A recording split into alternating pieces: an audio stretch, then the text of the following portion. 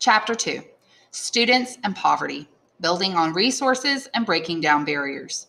My Classroom Community. The first year of teaching is such a trying experience for educators, but ask any of us and we all remember that first group of students with a particular glimmer in our eyes. As I tried to figure out exactly what kind of teacher I would be, I found my thoughts constantly pulled to what I could do to help each of my students pursue their interests and dreams. One of my students, Chris, was obsessed with all things science. He even introduced himself as, "Hi, I'm Chris. I'm going to be a scientist." Chris's bespectacled grin would greet me each morning, accompanied by an explanation of a homemade experiment or a fact about dinosaurs. While most of my students' eyes willed the hands of the clock to move faster in anticipation of recess, Chris's nose was firmly placed betwixt the pages of a book. As summer approached, I thought of ways Chris could explore his scientific interests, and I had just the right idea. I would find him a scholarship to a summer science camp. With just a few short emails, I secured him a spot in a science-focused summer camp, completely free of charge. I was thrilled. I triumphantly announced the news to Chris and his mother after school one day. His eyeballs popped way open and his mouth dropped. "You mean I will get to meet real scientists?" Chris's mother was equally appreciative. Her son's education was the highest priority. Anything she could do, she would do. After I sent her the details about the summer camp, Chris's mother called me. She remorsefully explained that Chris would not be attending the science camp. With both parents working all day, it was impossible to drive her son to the camp in the morning and pick him up in the afternoon. It was something I hadn't even considered, likely because that would never have been a concern for me as a child. My parents could go into work late or leave early if it was necessary to drive me somewhere. I had only good intentions when I found the science camp, but I was ignorant of the realities Chris faced. Like most students I have taught, Chris was understanding of his parents' situation, but of course, he was discouraged. My insensitivity caused an uncomfortable situation. Chris and his parents were disheartened that he couldn't go to the science camp, and I felt responsible for their disappointment. My false assumption that Chris's family had the resources to transport him every day to science camp was something I definitely had to learn from. I now know that as a teacher, I need to work in partnership with my students' families. I learned early on in my teaching career that my blind spots have the potential to cause big problems, even when I have only the best of intentions. Half are students. Discussing the effects of poverty on students could fill several books and has. As educators and community members, we need to understand the realities of poverty and its effects in American schools. The numbers are staggering.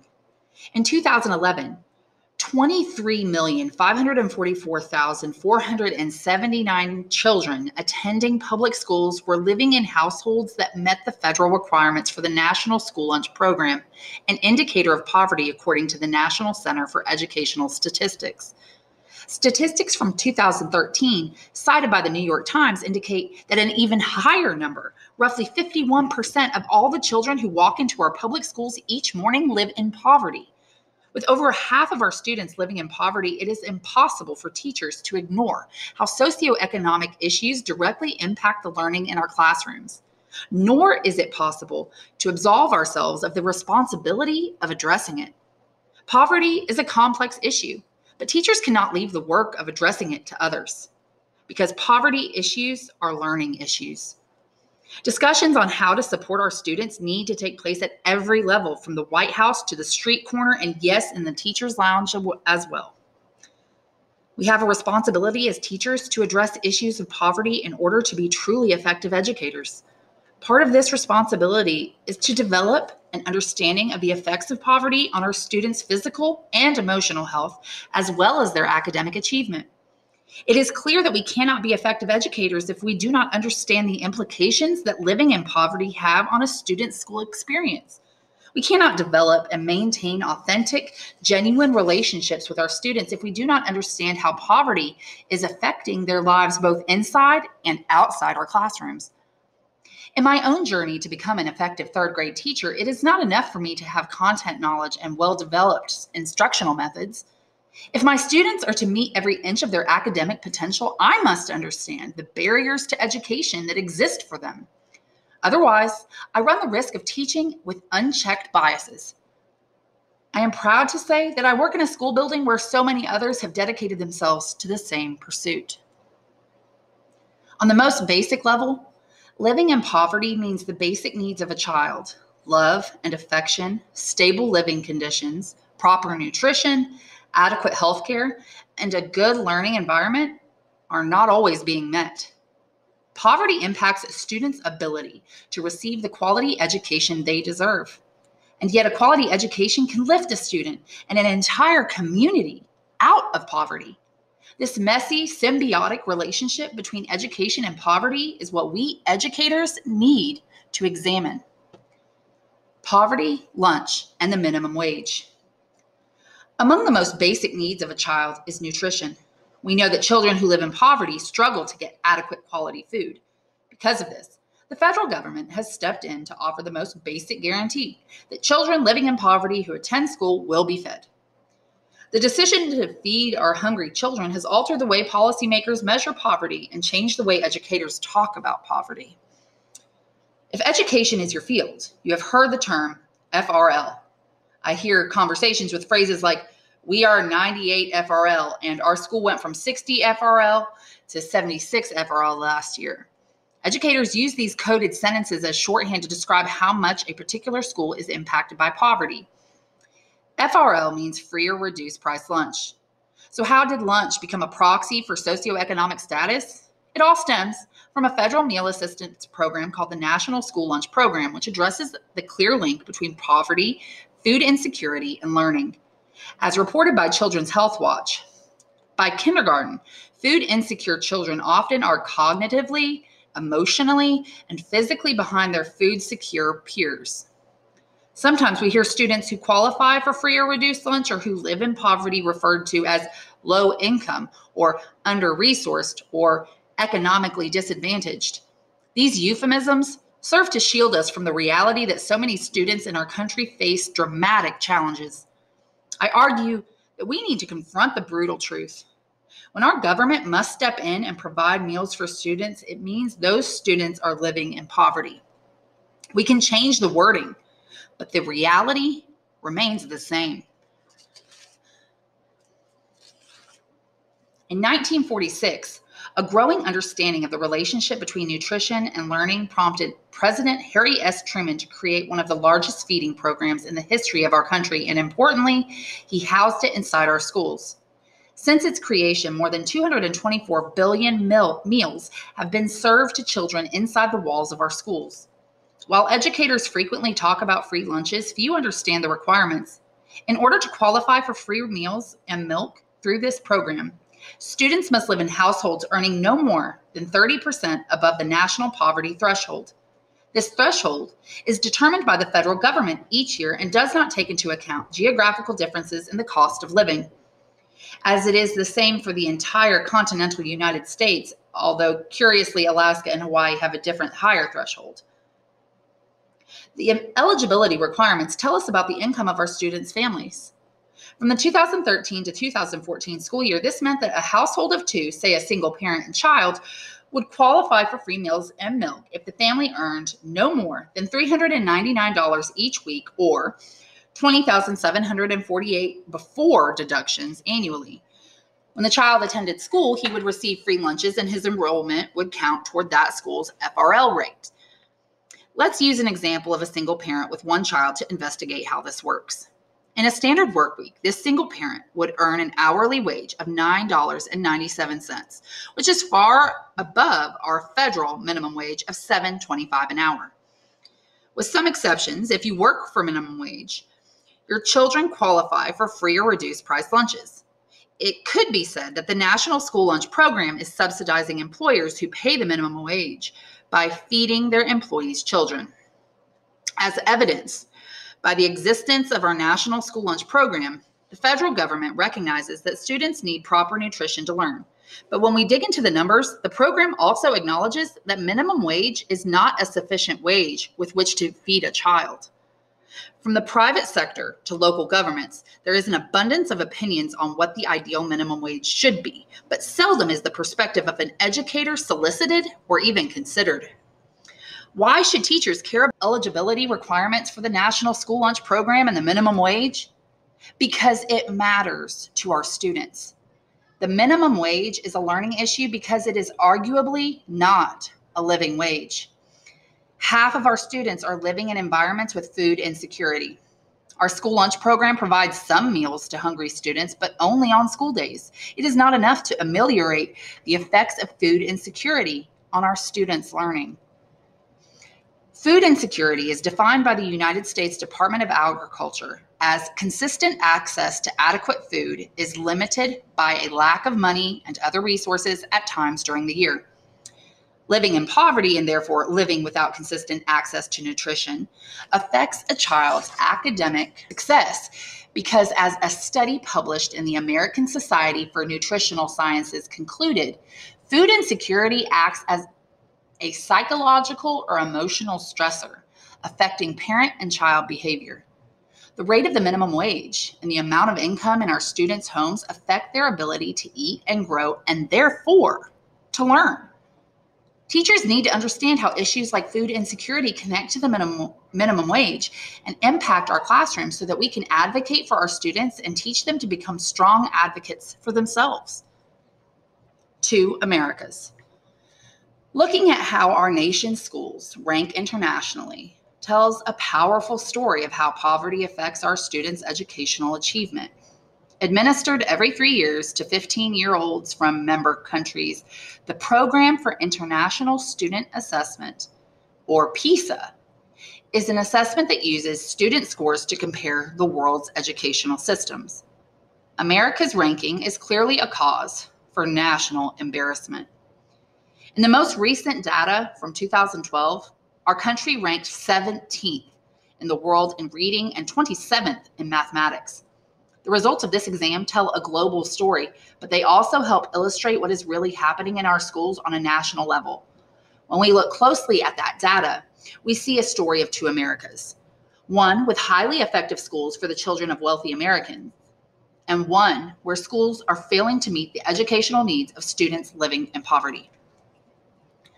The National Association of Secondary School Principals extrapolated the results of the PISA exam based on each school's concentration of poverty.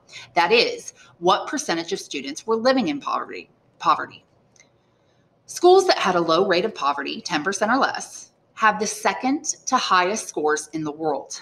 But at the same time, as reported by NEA today, in schools where 75% or more of the students get free or reduced lunch, the reading score was 446. That's off the bottom of the charts, below Greece's 483. Simply put, the United States has both the best and worst schools in the developed world. Apart from infuriating me with such clear inequity, the results of the PISA reveal another truth. In America, we know how to educate children. We are among the best in the world at it. We have the capacity and resources to lead the children who arrive in our schools as 5-year-olds and 13 years later invite them to enter our society as the best educated adults in the world. This ability is the source of our greatness. However, the stark reality is that so many of our schools fail year after year to offer an effective and equitable level of education to children living in poverty. We can do better to educate all of our students and need to start in our classrooms. Teacher tools. Number 1, resources and barriers chart. The vast majority of the students at my school live in poverty. Most have basic needs that are not being met, which leads to significant obstacles to academic success. But we limit the power of a school when the negatives are all we see. Too often, our students, especially students living in poverty, come to school with resources we take for granted. As educators, when we start recognizing things like joy, energy, and curiosity as resources and usable skills, we can leverage them in our classrooms. This is not just a fluffy teacher way of thinking, it's real. Think about how much energy and money adults spend to get a taste of the joy a kindergarten student experiences simply by rolling down a hill. Acknowledging that these attributes are real and valuable is one way to help honor the resources students come to school with. The book, Building Communities from the Inside Out, by John P. Kretzmann and John L. McKnight, presents the theory that effective community development efforts are based on understanding and utilizing the community's assets, capacities, and abilities. Kretzmann and McKnight comment, the unique energy and creativity of youth is often denied to the community because the young people of the neighborhood are all too often viewed only in terms of their lack of maturity and practical life experience. Honoring all the resources our students bring, including their own disposition, strength of character, ambition, and enthusiasm, can help every student feel like an integral part of their classroom community. We can help them mobilize and connect the resources that our communities have in order to improve the community as a whole. I witnessed my students' ability to inspire and provoke a conversation about realities in our education system through their simple, "I wish my teacher knew" notes. Their words, not mine, reached all corners of the globe, proving that even 8-year-olds possess tremendous reserves of honesty and insight that can make a measurable impact. Most teachers I know think in terms of strengths and needs. We ask, what strengths does she have in math? And what is his greatest need in reading? It is important to know the skills a student already possesses, and on the flip side, the academic gaps a student displays. We need to know where students need support. This type of analysis is certainly useful and necessary, but it is also helpful to think in terms of the resources and barriers that exist. This can be as simple as creating a T-chart and can be done for an individual student, a group of students, or a whole community. A chart might look like this. Student Mateo, his resources are he's athletic, loves to move physically, speaks in Spanish at home, dislikes when things seem to be unfair, talks about what he saw on the news. Their father, mother, and siblings attend his football games. Barriers are that he often comes to school hungry, struggles with time management and turning homework in consistently, difficulty maintaining attention for more than 10 minutes in a whole group lesson, and he attempted to solve problems through physical fighting. As you can see in that example, thinking creatively in terms of what constitutes a resource can help us see the wealth students already possess. All students bring positive traits and skills to the classroom. Students who live in poverty are no different. The student in the above analysis might complain when things are unfair. A teacher can use this natural instinct to motivate him academically by focusing on studying powerful leaders who stood up when things were unfair, or by helping explore social issues that matter to him. In my class, we did just that.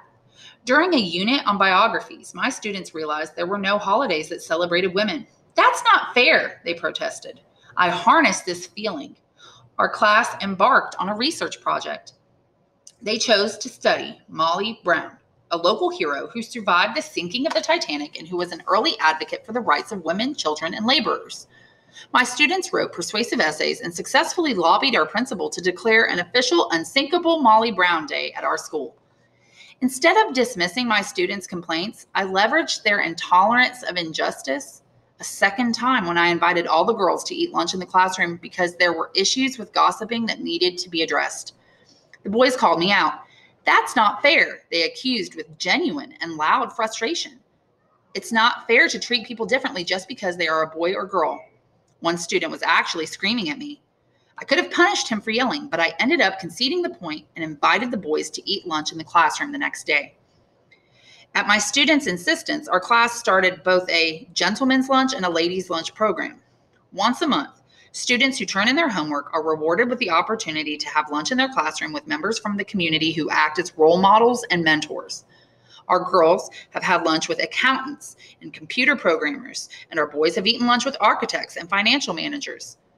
Since I was able to see their interest in equality as a resource, my students inspired a program that will leave a legacy at our school and contribute in meaningful ways to all the classes that follow theirs.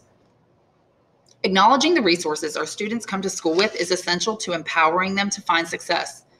Equally important is looking at the barriers they encounter as they come through the doors each day. Instead of thinking, "That kid never turns in homework," we should ask what the source of this issue is. With some conversation and investigation, a teacher can spot the source of the struggle and help the child solve the problem. We cannot go home with our students and sit them down and force them to do a math worksheet, but we can help them understand the best time to start their homework, identify a good place to study, and seek out family and neighbors able to support them. I encourage you to create a resource and barrier analysis for your students in your school as a whole. Then ask a simple question. How can we use each student's gifts to help our school? Next, ask yourself, what can the school do to tear down some of the barriers that exist? Each child and each school community will have different resources to build on and different barriers to address. But thinking along these lines will help start a conversation, which will empower your students. Number 2, food drawers and coat closets.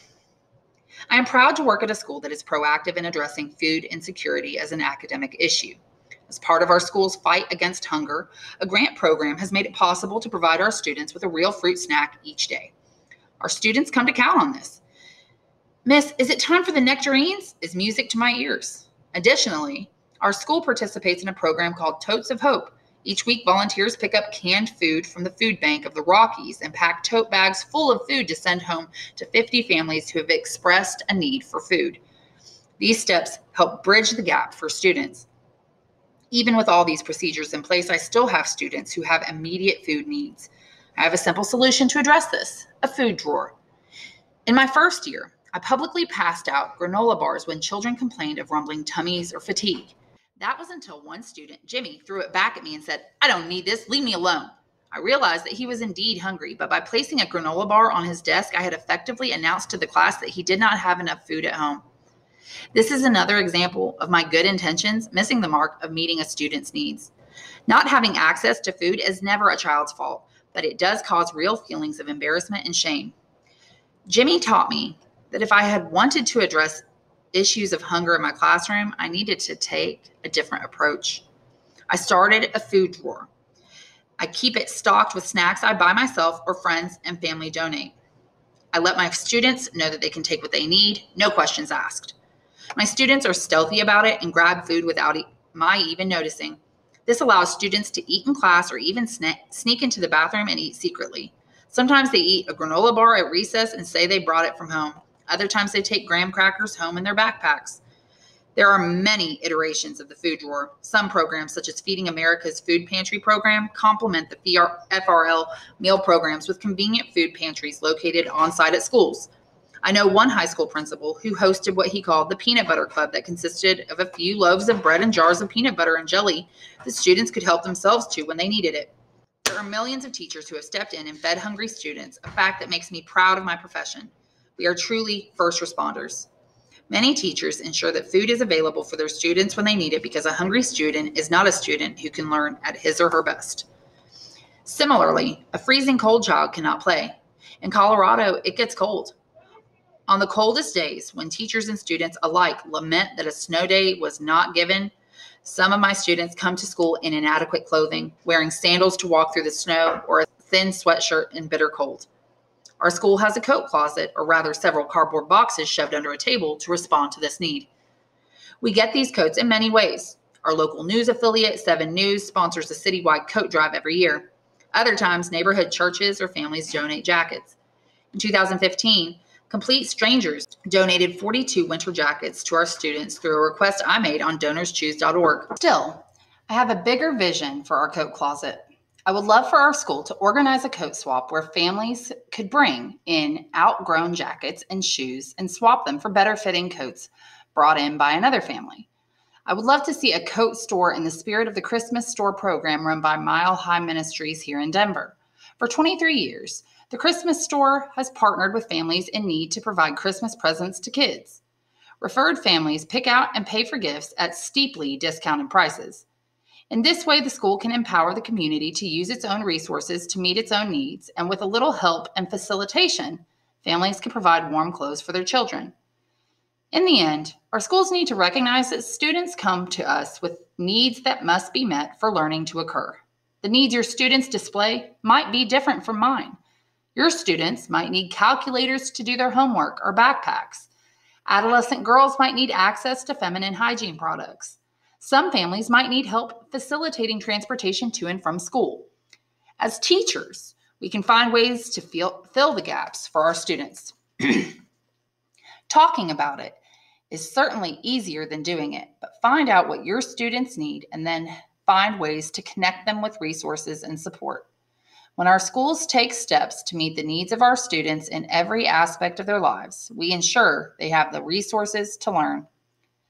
While we are doing all this hard work, we need to ensure that the reality we see is not hidden by the walls of our classrooms. Our governments, our school districts, and the public need to know what it is really like to be a student living in poverty so they can enact policies and deliver services that support our students. This is not something over and above the scope of our duty as educators. It is our duty. Number 3, community supplies. At the beginning of the school year, teachers across America pass out lists of school supplies that families are expected to purchase for their children. But have you ever figured out how much it costs to buy all the supplies you put on your list? How much exactly? How much will that pack of markers cost if the family can't shop around for the best price? How much will a binder cost if the only store a family has access to is its local drugstore? For older students, do you know the cost of supplies for their combined classes? If you don't know, you should. As a former student candidly put it, the problem wasn't the one spiral notebook my history teacher said I needed. It was that every class asked for one. With 3 kids in our family, it would have been $30 worth of notebooks. That was the cost of one of our bills. So every day I said I forgot my notebook and asked my friends to rip out a page for me. It was embarrassing. As a child, I never knew how much school supplies cost. Not having access to school supplies was never an issue for me growing up, and I gave little thought to it. Like many teachers, I typed up my list of requested supplies and sent it home with students at the beginning of each school year. The policy of a neighboring school, College View Elementary, caused me to rethink my approach. Teachers there do not send long lists of school supplies home with kids. They simply ask each family to contribute a set amount, like $20. At first, that seemed like a lot to me, but then I started asking my students' parents how much they currently pay for school supplies. I'm sure it is not shocking to anyone who has ever taken that crumpled school supply list to the store, but I was surprised when parents told me they were spending $70 to $80 to purchase all the listed supplies for just one student in my class. The numbers parents reported to me are blown out of the water by the Backpack Index annually compiled by Huntington Bank. In 2015, they found that the average cost for supplies and extracurricular school activities for an elementary school student was $649. For middle school students was $941, and for high school students, the cost was $1,402. In light of this, my grade level team decided to try the We Get the Supplies approach, and families unanimously love it. On the family's end, they save time and money. On my end, as a teacher, I can get the exact supplies that work for my class. And when I'm buying for 30 students, I can get a much better deal. Plus, a class set of rulers or scissors can last years without my having to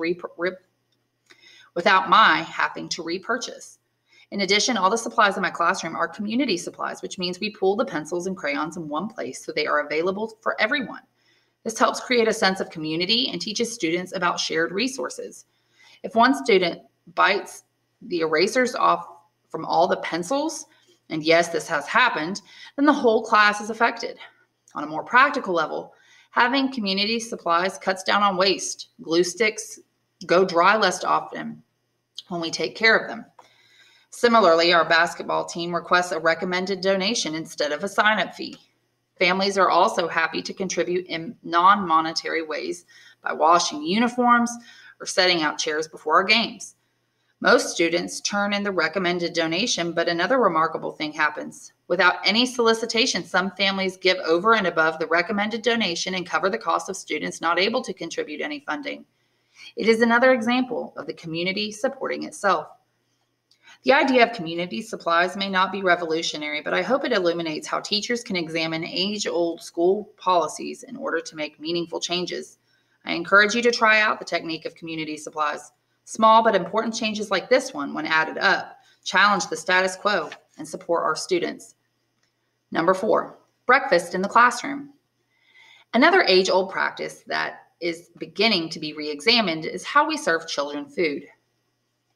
Many of my students have enough food at home, but the truth is, so many children in my classroom do not have the food they need to fuel their bodies. I have students whose only meals are provided at school, which means that after lunch, their next meal is breakfast the following day. That is, if they actually eat those meals. Through the school lunch program, schools are able to provide both free lunches and free breakfasts to students who qualify and have completed the necessary paperwork. At our school in particular, we knew students in need were eating lunch, but few were eating breakfast. When we examined the issue more closely, we realized there were significant barriers to our students getting access to breakfast. First, breakfast was served before school, so if students wanted to eat, they had to arrive early. Second, when students arrived at school, they were given the option of going into the cafeteria and eating breakfast or going outside and playing with their friends before the school bell rang. As you may guess, many kids chose to skip cereal and a banana in order to play tetherball. That choice might mean a 6-year-old could be hungry and unfocused for the entire morning of learning. The final barrier was social. Even though so many of our students struggled with food insecurity, very few felt comfortable exposing themselves as being in need. By being one of the few students to go through the food line at breakfast, students publicly admitted they were hungry. In 2010, some of these barriers to eating breakfast were removed for our nation's students. Legislators reauthorized the National School Lunch Program and titled it Healthy Hunger-Free Kids Act. One key component was updating the nutritional requirements, but the act also included the community eligibility provision that allows high-poverty schools to offer breakfast and lunch free of charge to all students. Any individual school, group of schools, or entire school district with 40% or more of students who are already identified, meaning their family already receives government assistance, can participate in this program. But it is optional, which means that for many students, nothing changed. In 2013, Colorado's state legislature followed that lead of states like Texas and Arkansas and passed a bill mandating breakfast and lunch be universally offered in schools like mine that have 80% or more of students qualifying for free or reduced lunch. In addition, breakfast would be served after the school bell rang. With this policy change, I saw the impact on my students' learning firsthand. My students can now eat breakfast in our classroom under breakfast in the classroom model, which means all of my students are eating a nutritious morning meal every day. Our school went from serving less than 200 breakfasts a day to serving more than 450 breakfasts a day. Think about that impact. That's more than 250 students eating breakfast each day who might not have eaten it before. On any given morning in my classroom, you will see focused students flipping the pages of their books as they methodically munch on an apple.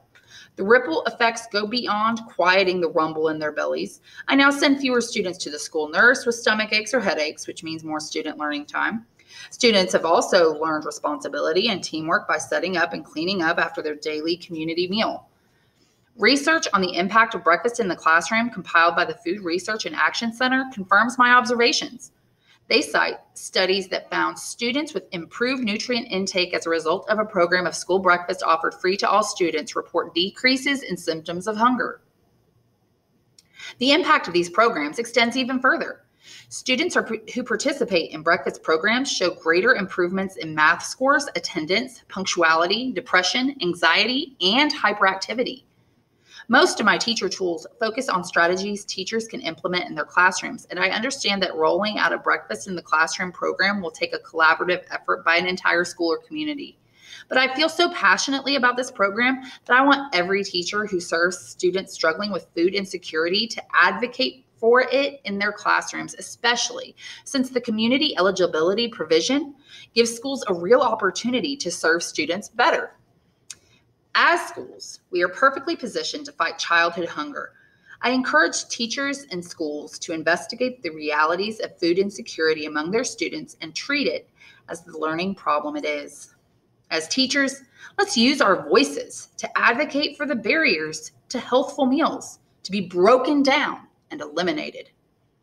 Number 5, empathetic questions and individualized interventions. One year, around the holidays, a community member offered to adopt a family and buy them Christmas presents. When our school psychologist called the family to find out what type of presents they would like, she asked the mother to think of something for herself. The mother replied, laundry detergent. As it turned out, one of her children who had significant physical needs often wet the bed. She did not have enough laundry detergent to wash the soiled sheets and to also wash the children's school clothes. Unintentionally, we had discovered that the root cause of her children's frequent absences from school was as simple as her not being able to wash their clothes. This taught me an important lesson about asking empathetic questions. When our students struggle in school, we need to find the root of the problem. And to do this, the first step is often asking an empathetic question. Think of a child who arrives late to school.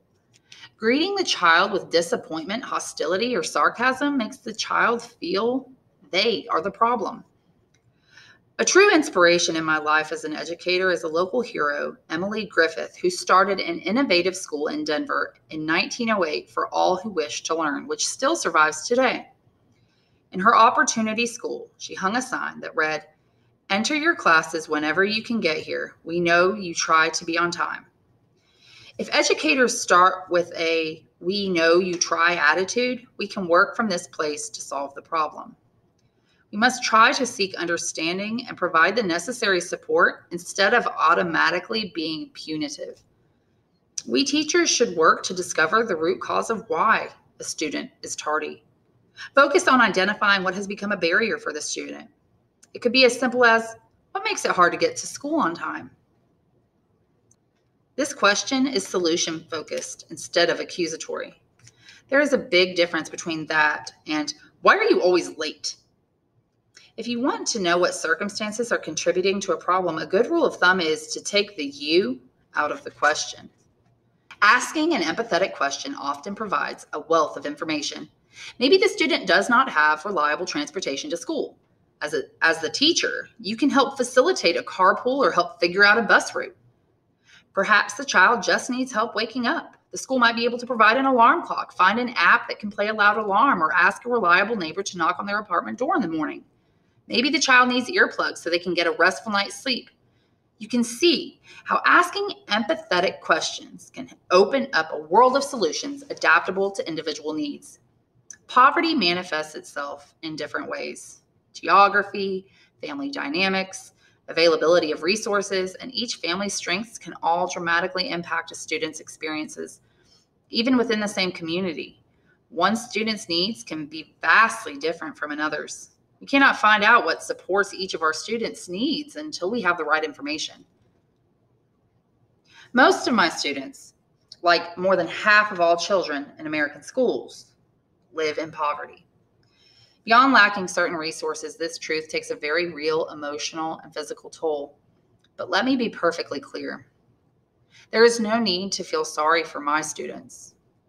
My 8-year-old students perform Shakespeare, write computer code, and launch citywide drive campaigns. Each student in my classes, year after year, has enormous potential.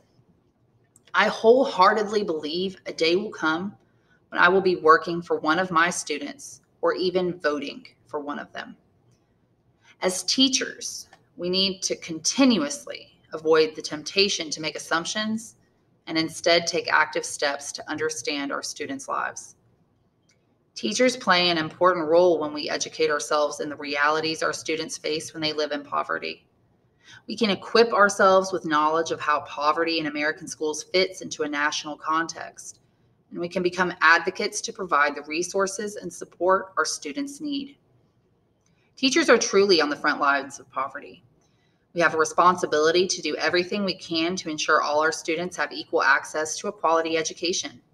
Understanding the realities of our students' lives may not always be comfortable for everyone, but facing these issues head on is the best way to understand and help our students. If our good intentions backfire, we need to reflect and make improvements. As individual teachers, we may feel that the scope of poverty is too big and anything we do will barely make a dent. But when you consider that each of us has the opportunity to affect and improve the lives of so many children each school year, it's easy to see how our collective impact could change the world. But it's up to each of us in every classroom to work toward that change.